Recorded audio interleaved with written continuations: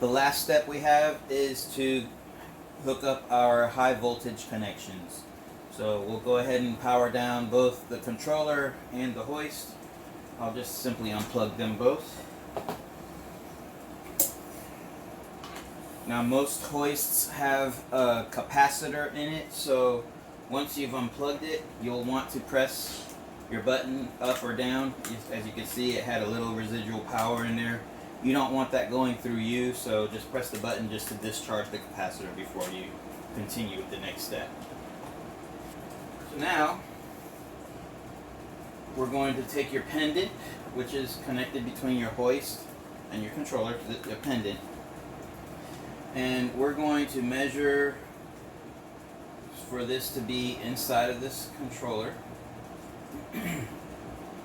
These are the hoist connections and these are the pendant connections. So just make sure your wire is long enough to go into your box, however you decide to push it in there, so that they can line up in here. And then we're going to cut this cable. Let's go ahead and cut it. So now your pendant is separate from your hoist. You're going to strip these wires. Most of the pendants, most of the hoists use a similar color code. They're not always the same, but most of them have the white, the black, and a red. On some of them I've seen a blue wire, and on some of them I've seen a green wire. Either case, just make sure you're consistent with which color you're using. Starting with the bottom terminal, it's black, white, blue, and the top is red. So we'll start with the black and the white first. And we're just going to open those terminals and match those colors. We have the hoist connections, black, white, blue, red. All of these colors will be the same. So for the pendant connections, which is this terminal here, it's black, white, blue, red. And then for this custom section here, it's black, white, blue, red. It's the same. You're keeping all your colors in the same row. So we're going to take our pendant connections, get those stripped. Black, white, blue, then red. Okay, before we continue, we're going to power on just the hoist and not the controller.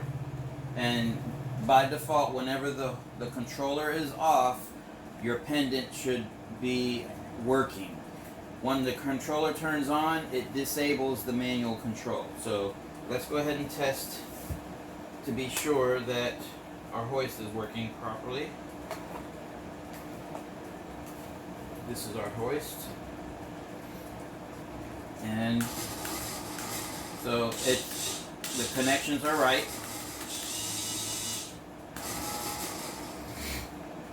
And we'll go ahead and unplug the hoist. Again, we'll do our discharge. Alright, so now the next step will be to look at the back of your controller. You'll need to open up your pendant. After you open the back side of your controller, you're going to want to match these 6 terminals that are on your button to the 6 terminals that are here. On my connections, my white wire is connected to the middle on the right.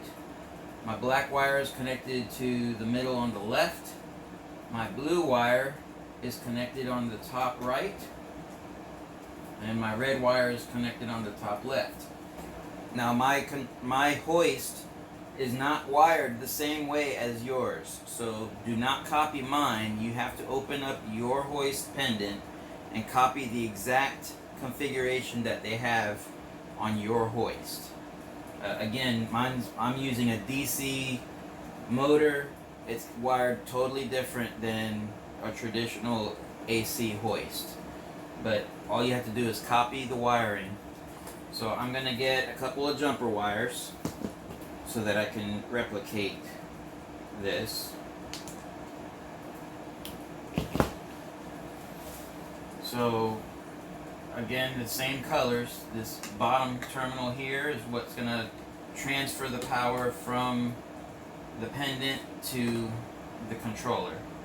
So we're going to match all those match that same wiring. So I have a black, a white, and a red, but I don't have a blue. So I am going to just substitute a white for the blue. I just gotta make sure I make a mark on it so I know that it's not the white. So I'm just going to use a permanent marker. You can even use the color that you need. I just happen to have a black one here. But I'm just going to put a mark on this so I know this is supposed to be my blue wire. And I'm marking both ends so I don't mistake it on either end.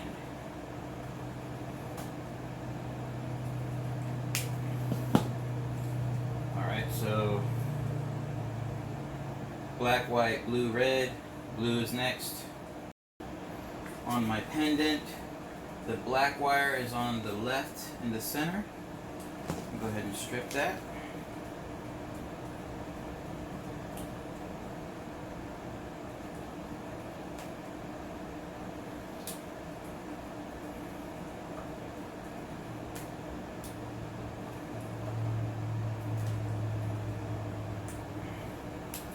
And I also have some jumpers on mine.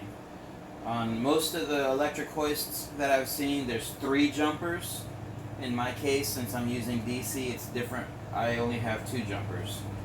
So I will go ahead and make a couple jumpers so that I can replicate that as well. So we have a jumper going from the blue to the bottom left on mine, and then we have a jumper from the red on the top left to the bottom right. So I have another jumper here. I'm going to put the red and the jumper on this top left.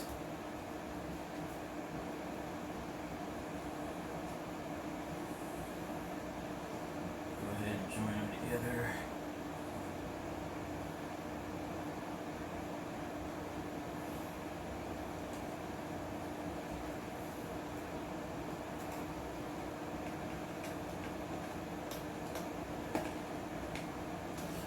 I've got the blue wire, which I've remarked because I don't have an actual blue wire.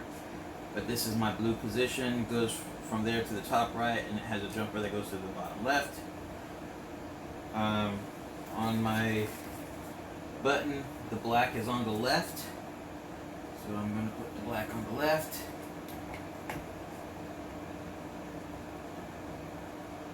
In the middle, on the left middle terminal, and the white goes on the right middle terminal.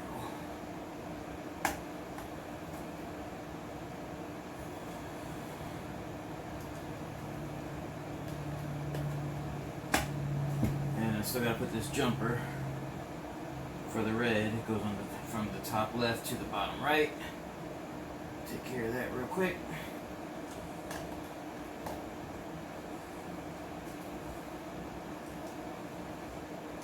Okay. Alright, so what I'm going to do now is I am going to plug in the hoist, but not the controller, so that way I can use my manual control. Start with that.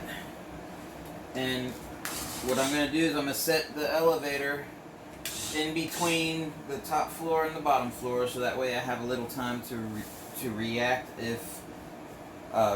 if I don't get the expected result. When I press the up button, I'm expecting that elevator to go up. If it goes down, then that means this wiring may need to be flipped, because on some of these, when you press up, the contacts may be on the opposite side as opposed to the same side. So you'll know for sure as soon as you press the button. And if that is the case, then you can simply unplug the hoist or unplug the controller, and everything should stop. So we're ready to go ahead and plug in our controller.